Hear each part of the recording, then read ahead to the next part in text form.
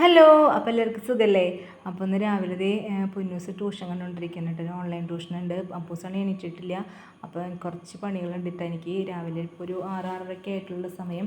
അപ്പോൾ ഇന്നലെ തലേദിവസം തന്നെ ഞാൻ എല്ലാം അടിച്ച് ക്ലീനാക്കി ഇട്ട കാരണം വീട് നല്ല വൃത്തിയായിട്ട് കിടക്കുന്നുണ്ട് കേട്ടോ. അപ്പോൾ ആദ്യം പണികളൊക്കെ കുറച്ച് കുറവാണ്. അപ്പോൾ മുറ്റത്തേക്ക് ഒന്ന് ഇറങ്ങിയിട്ട് അപ്പോൾ രാവിലെ മുറ്റത്തിറങ്ങി കുറച്ച് പണികളൊക്കെ ചെയ്യാമെന്ന് വിചാരിച്ചു.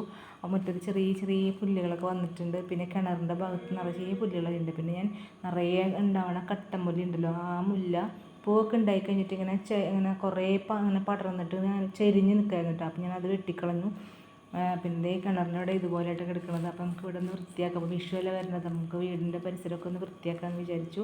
അപ്പോൾ ഒരു ഭാഗം ഞാൻ വൃത്തിയാക്കി വന്നിട്ടുണ്ട്. പിന്നെ സൈഡിലൊക്കെ ഞാൻ കാന്താരി മുളകിൻ്റെ തൈ നട്ടുപിടിപ്പിച്ചിട്ടുണ്ട് കേട്ടോ. അപ്പോൾ എന്താ പറയുക, കുറേ നാളായിട്ട് ഇവിടേക്ക് ഈ ഭാഗത്തേക്ക് കടന്നു വന്നിട്ട് അതായിട്ട് ഇത്രയും വലിയ പുല്ലുകളായി മുളച്ച് നിൽക്കുന്നത്.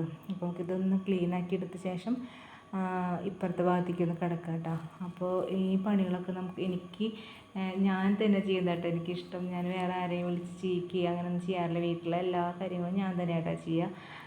ഇത്ര വയ്യാണ്ടാവും മാത്രമായിട്ടോ, ഇതങ്ങനെ ഉണ്ടായിട്ടില്ല അതുവരെ.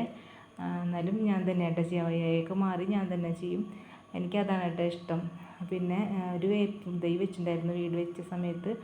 അത് ഇതുപോലെ ആയിട്ടുള്ളൂ കേട്ടോ, എന്താണെന്നറിയില്ല. അപ്പോൾ ഞാനതിന് മണ്ണാക്കി ഇട്ടു. പിന്നെ ഒരു ഇഞ്ചിയല്ല, മഞ്ഞളിൻ്റെ ഒരു കഷ്ണം കറക്റ്റായിട്ട് അത് പരുവായിട്ട് ഇങ്ങനെ പുറത്തേക്ക് വന്നിട്ടുണ്ട് കേട്ടോ, മണ്ണിൻ്റെ പുറത്തേക്ക്. അപ്പോൾ ഞാനത് വലിച്ചെടുത്തു കേട്ടോ.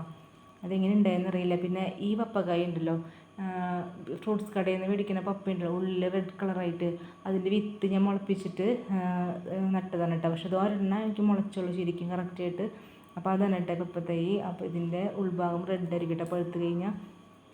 അപ്പോൾ കുറച്ച് പച്ചമുളക് തൈയും അങ്ങനെയൊക്കെ ആയിട്ട് ഈ സൈഡിൽ അത്ര കേട്ടോ എൻ്റെ കൃഷി എന്ന് പറയുന്നത്. അപ്പോൾ അത് അധികം സ്ഥലമല്ല കേട്ടോ, നമുക്കത് കാരണം ഇത്രയൊക്കെ വെക്കാൻ പറ്റുള്ളൂ. അധികം ഇങ്ങനെ കാട് പോലെയൊക്കെ ആവുന്ന പോലെ കേട്ടോ. കുറേ സാധനങ്ങളൊക്കെ വെച്ച് കഴിഞ്ഞാൽ സമ്മതിക്കാറില്ല കേട്ടോ. പിന്നെ അത് മുറ്റത്ത് കുറച്ച് ചെറിയ ചെറിയ പുല്ലുകളൊക്കെ ഞാൻ കൈകൊണ്ട് വലിച്ച് അടിച്ച് വാരി ക്ലീൻ ആക്കുന്നുണ്ട്. അപ്പോൾ നമ്മൾ ടൈലിട്ടിട്ടില്ല. അപ്പോൾ അത് കാരണം ഇടയ്ക്കിടയ്ക്ക് ഇതുപോലെ പുല്ലുകൾ നിറയും കേട്ടോ. അപ്പോൾ ഇങ്ങനെ ഇതുപോലെ ഇങ്ങനെ നുള്ളി എടുത്ത് കളഞ്ഞാൽ കേട്ടോ, അത് അല്ലെങ്കിൽ വലുതായി കഴിഞ്ഞപ്പോൾ എനിക്ക് ബുദ്ധിമുട്ടാണ് എടുക്കാൻ.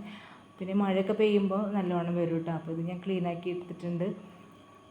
പിന്നെ ഈ സൈഡിലാണെങ്കിൽ കുറച്ച് ഒരു ഭാഗമുണ്ട്, അവിടെയും ഒന്ന് ക്ലീനാക്കി എടുത്തിട്ടുണ്ട് കേട്ടോ. അപ്പോൾ ചിക്കുന് ഞാൻ അപ്പുറത്തേക്ക് മാറ്റി കിട്ടിയിട്ട് രാവിലെ തന്നെ അവളെ കൂട്ടിലിട്ടിട്ട് അവൾക്ക് ഭയങ്കര കുറയായിരുന്നു കേട്ടോ. അപ്പോൾ ഞാൻ ഇതുപോലെ വീടൊക്കെ ഒന്ന് ക്ലീനാക്കി എടുത്തിട്ടുണ്ട്.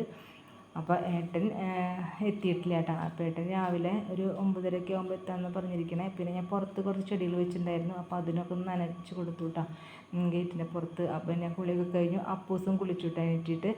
അപ്പോൾ ഞാൻ കുറച്ച്